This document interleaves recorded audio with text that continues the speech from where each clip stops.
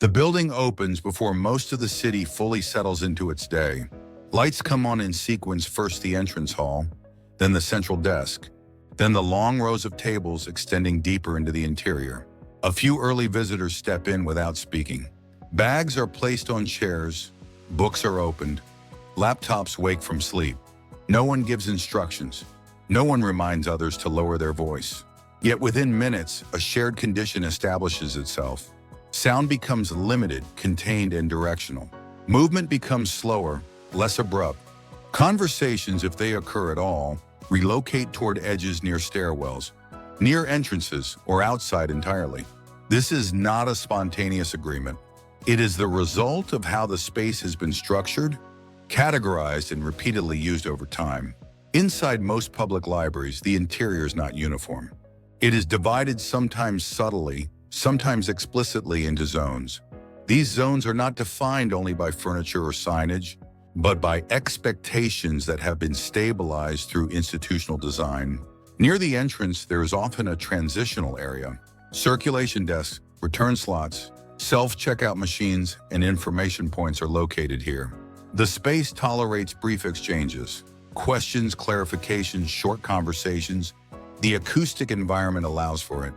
But as one moves further inside, the layout begins to shift. Tables become more evenly spaced. Seating aligns in consistent orientations. Shelving creates narrow pathways that guide movement in predictable directions. Materials that absorb sound carpet, acoustic panels, dense book stacks become more prominent. These are not aesthetic decisions. They are part of a standardized approach to controlling behavior. Through spatial arrangement, quiet zones do not rely on constant enforcement. Instead, they depend on reducing the likelihood that noise will be produced or carried. Spacing between seats is one of the simplest mechanisms. When individuals are separated by consistent distances, incidental interactions decrease. There is less opportunity for side conversations to begin, and less need for individuals to negotiate shared space. Orientation also matters. In many reading areas, seating is aligned, so that individuals face the same direction or are positioned in parallel rows. This reduces face-to-face visibility, which in turn reduces social cues that might initiate conversation. Without direct visual engagement, the probability of interaction drops. Over time, these arrangements become standard, not because they are the only possible configurations, but because they produce consistent outcomes across different locations. Acoustic design reinforces this structure. Materials are selected not only for durability or cost, but for how they affect sound behavior. Soft surfaces absorb high-frequency noise. Bookshelves act as barriers that break up sound paths. Ceiling treatments reduce echo and reverberation. The goal is not complete silence. It is controlled sound. A quiet zone allows low-level noise, page turning, typing, footsteps, but prevents that noise from spreading or accumulating. Each sound remains local, contained within a small radius. This containment changes how people behave. When sound does not travel far, individuals become more aware of their immediate impact. A small noise feels more noticeable when it is not masked by background activity. As a result, people adjust without being told. Signage plays a role, but it is secondary. Quiet area or silent zone signs are often present, but they function less as rules and more as confirmations of what the space already suggests. By the time a person reads the sign, the layout has already indicated the expected behavior. This is a key aspect of institutional design. Procedures are embedded into the environment so that compliance does not require constant attention. Instead of relying on staff intervention, the system reduces the need for intervention. Over time, these layouts become standardized across different libraries. Whether in urban centers or smaller communities, similar patterns emerge. Transitional zones near entrances, intermediate areas with moderate activity, and deeper sections designated for quiet use.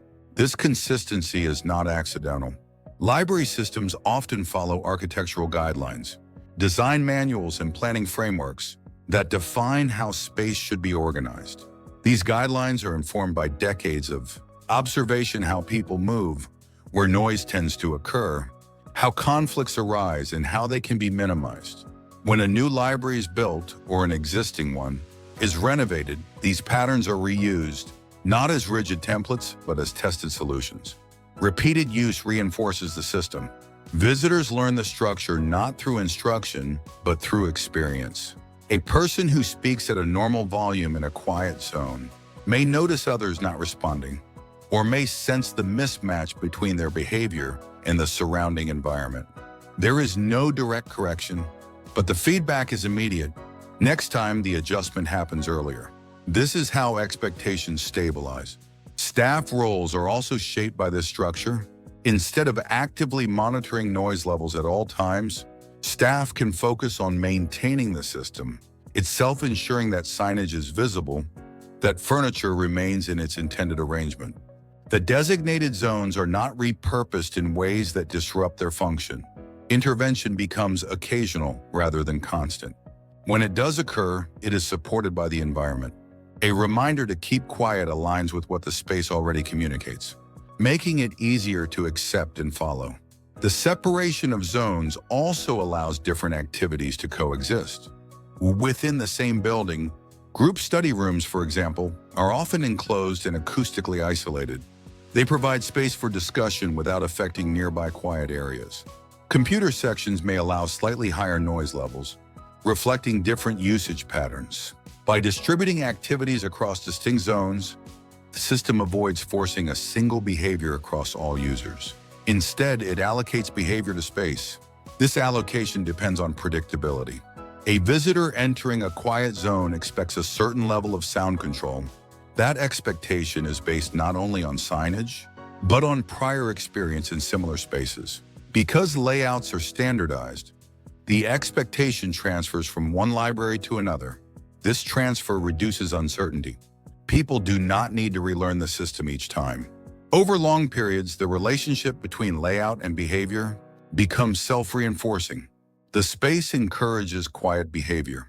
Quiet behavior, in turn, confirms the appropriateness of the layout. Each reinforces the other, making the system more stable. Changes, when they occur, tend to be gradual. Adjustments might be made to accommodate new technologies, more outlets, different seating for laptop use, flexible partitions, but the underlying structure remains. Quiet zones persist because they continue to solve the same problem: how to support focused activity in a shared environment. What is notable is that this system operates without continuous visibility. There is no central mechanism enforcing silence at every moment. Instead, control is distributed across materials, spacing, orientation, and learned expectations. Each element contributes a small effect. Together, they produce a consistent outcome. By the time the building reaches midday, more people have arrived. Seats fill, pages turn, keyboards click. The overall sound level rises slightly, but the structure holds. Conversations remain near the edges. Movement follows established paths.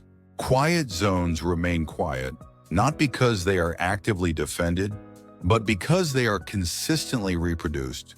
This is how the layout functions today, not as a set of instructions, but as a stable arrangement that continues to guide behavior.